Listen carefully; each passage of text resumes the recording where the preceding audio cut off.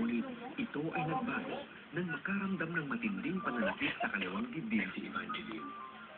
Malaki ang kanyang pagtataka sapagkat 2 taon na rin ang nakakaraan nang huling magpa-breast. Takot ako dun eh. Kasi sa breast nga yun eh. Kumbaga, yun yung buhay ng babae. Pag nagkasakit ka doon, ang iba daw, hindi nakakaligtas pag na lumala yun. Kaya naman agad niya itong ikinonsulta sa doktor. Doon ay naresetahan siya ng gamot na magpapahilom sa iniindang kirot. Lumala siya, tapos namigas siya. Manhid na manhid siya, pero masakit ang loob niya. Natakot nga kasi ako. Kasi nga sabi, babaakin daw niya. Tapos ako na, opera, sa ito pa, wala kang pera. Sa pagkakataong iyon, ay sa albularyo naman nagpagamot si Evangeline. Dito niya ibinigay ang huling pag-asang siya ay gagaling.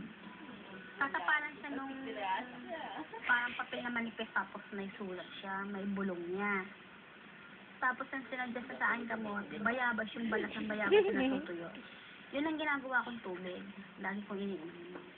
Ngunit muli siyang nabigo matapos sundin ang mga tagubili. Ganon din, na lalo siyang nabaga, namula. Tapos ang sakit-sakit niya na mabigat. Kasi lumaki siya eh. Iyak ko nang iyak pag gabi.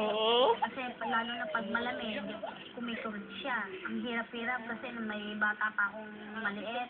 Hanggang isang gabi, nakapanood si Evangeline ng The 700 Club Asia.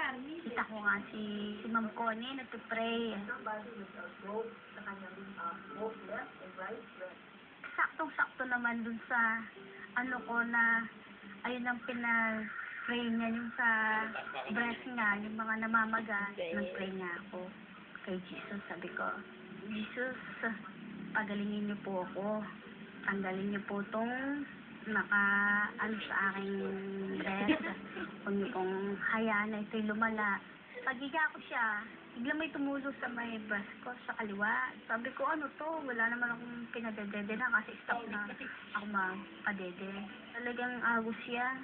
Tubig naman siya, hindi siya dugo. Ang dami na ilabas siya ng inilabas. Tapos bigla siyang humupa. Sabi ko nga, ano po, eto na po siguro yung sign na ibinigay sa akin ni Jesus na pagpapagaling. Kinabukasan, hindi makapaniwala si Evangeline na tuluyan na ngang humupa ang pamamaga ng kanyang kaliwang dibdib. Hindi ko na naramdaman, hindi ko na napansin kung paano siya nagilong, inaano-ano ko pa siya. Wala naman ako makapa. Normal na, bumalik na sa normal siya. 2 taon na ang